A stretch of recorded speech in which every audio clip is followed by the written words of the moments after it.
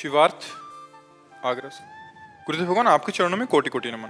महाराज जी, मेरा प्रश्न है कि आपने एकांतिक वार्तालाप में एक बार बताया था कि आपको एक साधु महात्मा जी ने बताया था कि बच्चा जैसा बनना है वैसा सोचो, जैसा सोचोगे वैसे बन जाओगे। तो महाराज जी आपने बोला था कि हमने ये बात अपनी डायरी में लिख ली थी। तो महाराज जी आपने अपनी डायरी में और क्या क्या लिखा है महाराज जी? हम क्यों बताए? भाई वो पर्सनल डायरी है। संतों से जो सुना, जो अनुभव हुआ, वो दो डायरी बनाए। एक सन्यास की डायरी है और एक वैष्णव मार्ग में जब चले तो इसकी डायरी। अब कई वर्षों से कुछ नहीं लिखते, नहीं पहले कुछ ना कुछ। अब तो बस शांत, अब किसके लिए लिखे, क्या लिखा पढ़ी करे। अब तो बस जो समझ में आ गया है कि हर समय प्रभु का चिंतन करना है, तो जहाँ एकांत बैठे बस शांत प्रभु का लिखा पढ़ी दोनों बंद हो गई है। महाराज जी हमने वो डायरी पढ़ी है, हमें लगता है कि वही उसी के सूत्रों का विस्तार कर रहे हैं, विविध प्रश्नों के माध्यम में उसके उत्तर देके। महाराज जी वही सत्संग, हजारों घंटों का आपका प्रवचन है, वही सूत्रों का विस्तार है महाराज जी, क्योंकि जितने भी सूत्र उसमें लिखे हैं वही विस्तार में आप उसका नाम जब दे दिया था कुछ दिन के लिए, इन लोगों को दे दिया था कि आप लोग जो चाहो नंबर उतार लो अपने जीवन में, उसी से कल्याण होगा।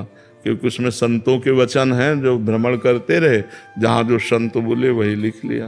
तो संतों की यथावत बात मानी जाए तो कभी माया में फंस नहीं सकते। यथावत बात मानी जाए, कभी माया में नहीं फंस सकते। मेरा प्रश्न ये इसमें ये भी था, जैसे कि हम संसार में रहते हैं, तो हम जितने भी संसार वाले हैं वो भगवान से जुड़ने के लिए ऐसा क्या लिखे जो आपने डायरी में लिखा है, उस तरीके से कुछ आप बता दीजिए, हमारे जो आप विचारों को बता दीजिए। अगर आप एकांतिक को सुनोगे तो ये सही बात कह रहे, सब डायरी के ही है। एकांतिक में जो देखो, हम बच्चा तुम्हें सबसे बता रहे हैं, हम ज्यादा पढ़े लिखे नहीं हैं, हम कक्षा 9 पढ़े हैं गांव के स्कूल में, बस इसके आगे हमने नहीं पढ़ा।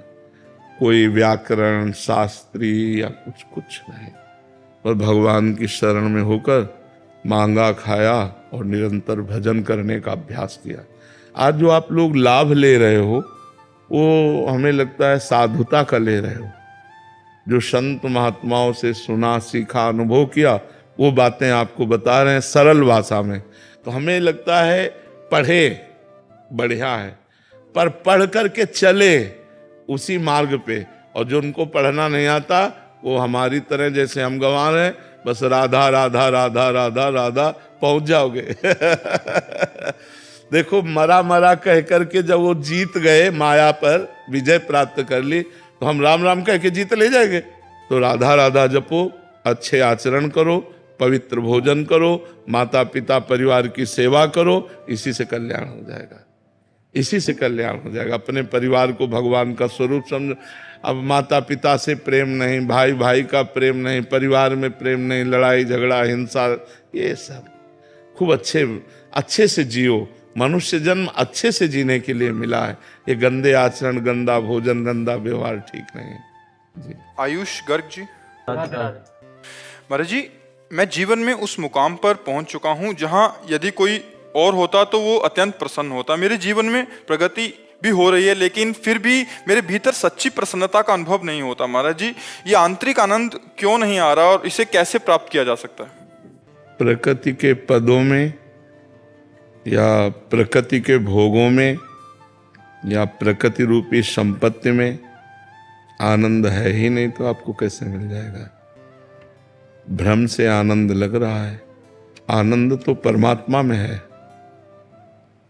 कोई किसी भी पद में हो, अगर उसके हृदय का आज तक कोई अल्ट्रासाउंड एक्सरा नहीं तो किया जाए तो आपको दिखा दें हम कि देखो कितना संतुष्ट है, ये कितना जल रहा है। थोड़ी देर के लिए गर्व होता है कि मैं अमुक पदाधिकारी हूं, पर उससे कोई सुख तो नहीं मिलता ना। सुख तो भगवान में है। सच्चिदानंद प्रभु का जब हम सुमिरन करते हैं, जब उनसे चित्त जोड़ते हैं, तो कुछ ना हो। देखो जो भगवान के मार्ग में चले, तो बड़े बड़े राजा महाराजा अपने राजपाट को छोड़कर भीख मांगकर खाया और एकांत जंगल में सेवन किए। क्यों?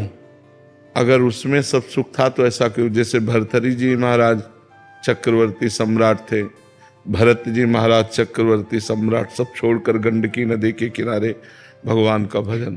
तो हम ये नहीं कहते कि सब छोड़ो, लेकिन सब करते हुए राधा राधा तो रट सकते हो ना। मांस मत खाओ, किसी जीव का मांस मत खाओ, मदिरा मत पियो, पराई बहन बेटियों की तरफ गंदी दृष्टि मत करो और नाम जप करो। फिर देखो आपको आनंद मिलता है कि नहीं, कैसा हृदय प्रसन्न होता है। आप अच्छा अच्छा पदार्थ खा लो, एक दिन ये देखो, और एक दिन किसी गली में भूखे बैठे हुए कुत्ते को ही सही, किसी को भी, मनुष्य को, किसी को भी भरपेट भोजन करवा दो, फिर देखो आपको कैसा लगता है। अच्छा अच्छा पदार्थ खाने पर भी आपको वो शांति नहीं मिली जो आप दूसरे को जब पवाया और वो ऐसे किया ना ऐसे, तो आपके हृदय में जो शीतलता होगी वो होगी भागवती।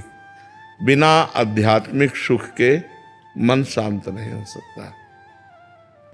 हमारा मन एक अव्यक्त प्रेम की तरफ बढ़ता जा रहा है। हम जिस व्यक्ति वस्तु स्थान से प्रेम करते हैं वहां से वो हट जाता है, नहीं हट जाता।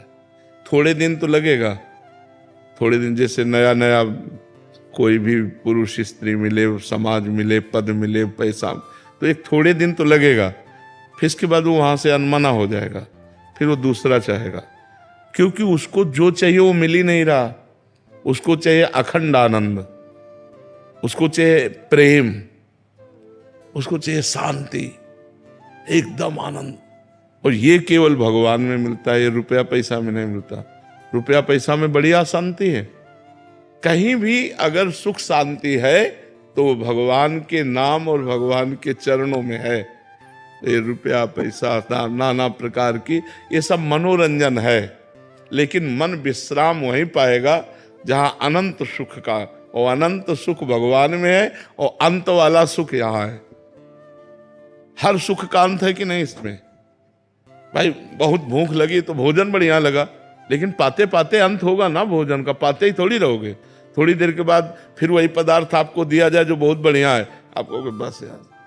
अगर थोड़ी जगह है तो थोड़ा ले लिया और फिर इसके बाद कहोगे बस, गुस्सा आ जाएगी।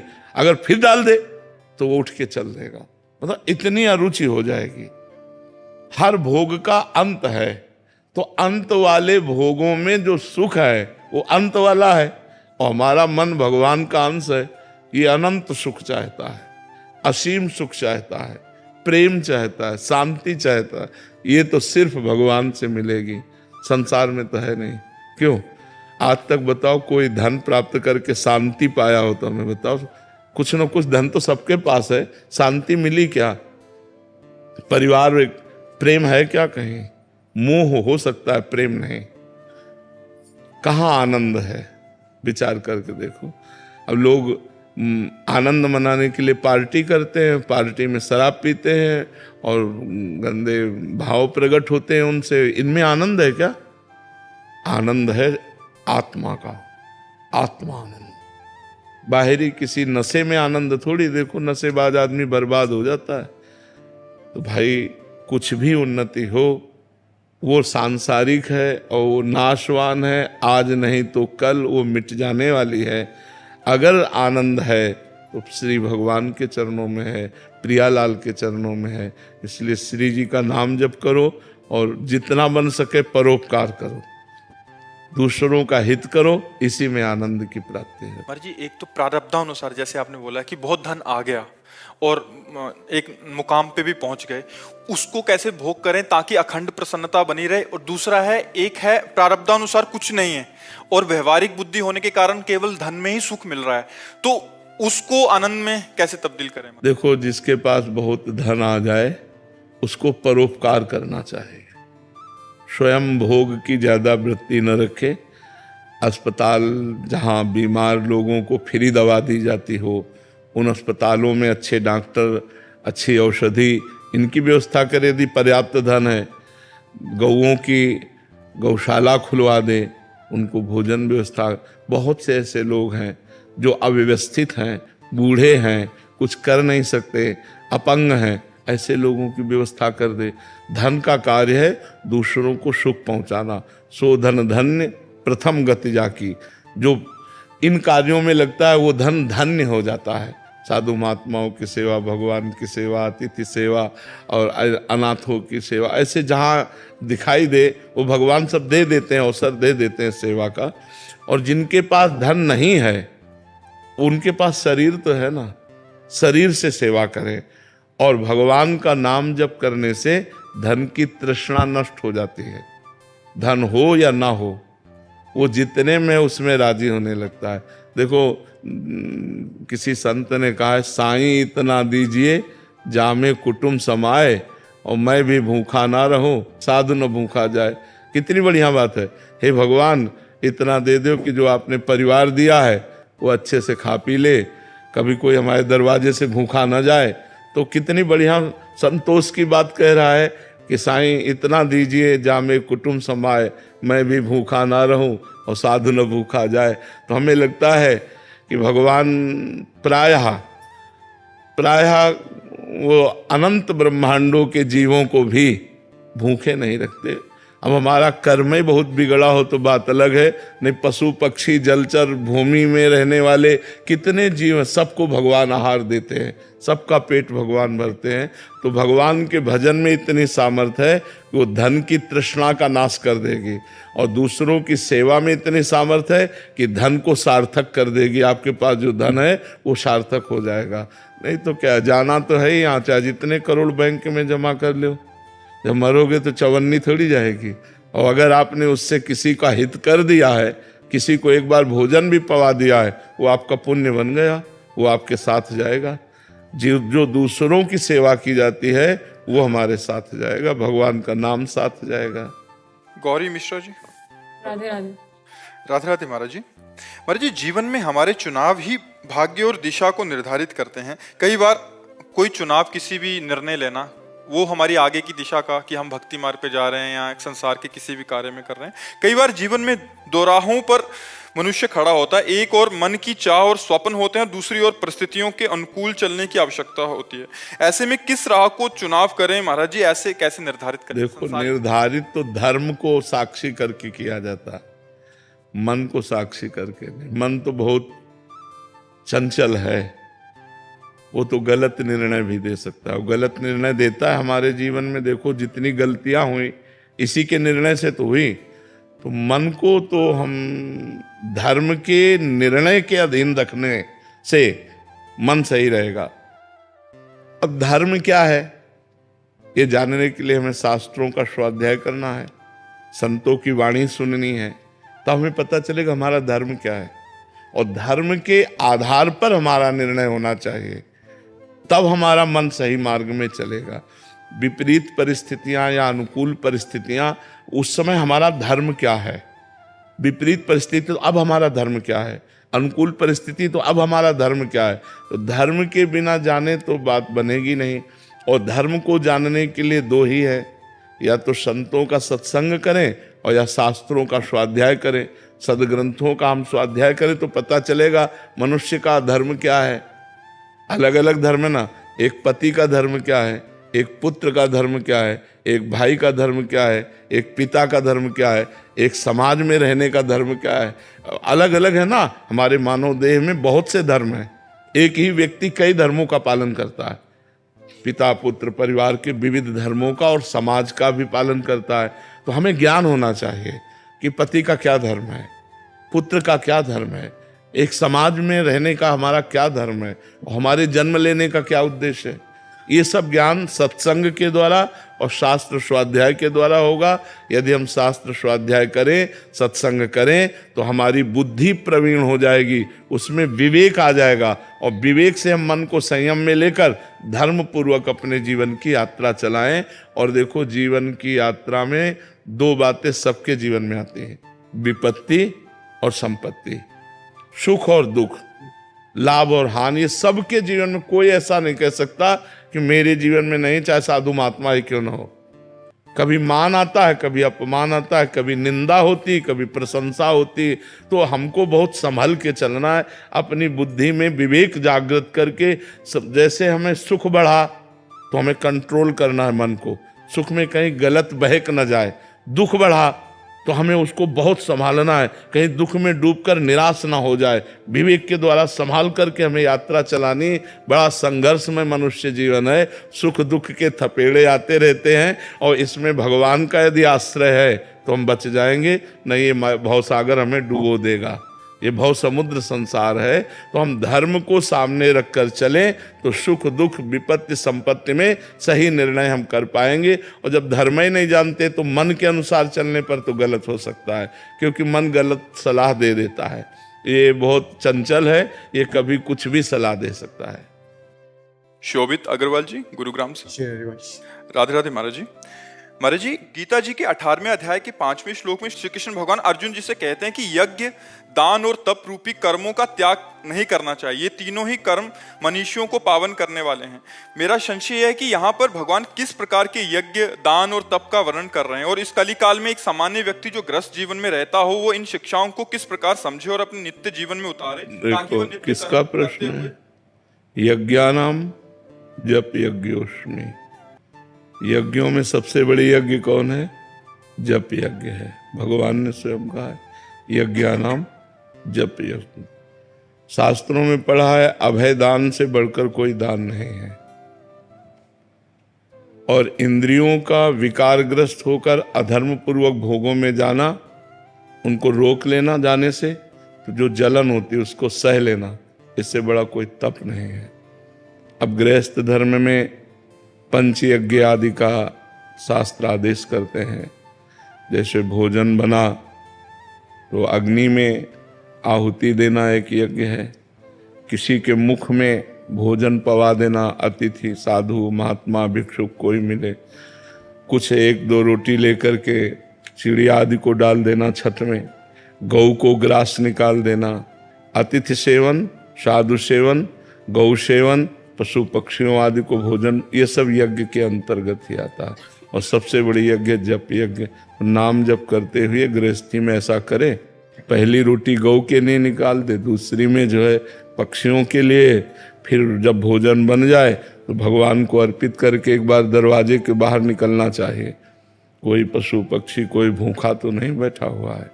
अगर कुत्ता भी बैठा तो एक रोटी डाल दिया के, अगर कोई ऐसा है तो उसको भोजन दे। ये यज्ञ है, क्योंकि हम वैश्वानरो भूत्वा प्राणी नाम देह माश्रिता, भगवान कहते हैं मैं वैश्वानर अग्नि के रूप में समस्त प्राणियों के उदर में विराजमान हूं। वही तो पचाते हैं। जो दान है, जैसे हम धर्म पूर्वक 100 रुपया कमाए तो 90 रुपया हम अपने प्रयोग में रखें और 10 रुपया का हम धार्मिक कार्यों में प्रयोग। ये धर्म पूर्वक कमाए हुए की बात है। अधर्म पूर्वक कमाए हुए रुपए का दान सही नहीं रहता। जैसे आपने पाप करके कमाए और आपने रुपए किसी संत को दिए, अब वो पैसा जाकर उनकी बुद्धि को भ्रष्ट करेगा, क्योंकि पाप का पैसा है ना, उनकी बुद्धि को गलत चिंतन करवाएगा। तो जहाँ वो भजन कर रहे थे वहाँ आपका पैसा गलत चिंतन कराया, तो पहले पैसा पाप से कमाया और दूसरा संत की बुद्धि का परिवर्तन करने का पाप मिला, उनके भजन में विघ्न पड़ा। इसलिए दान शब्द जो है वो सही ये है कि हम मेहनत से 100 रुपया कमाए, धर्म पूर्वक हम 100 रुपया कमाए, उसमें हम 10 रुपया कोई अतिथि है, बीमार है, संत महात्मा है, किसी की सेवा में लगा सकते हैं, लगाना चाहिए।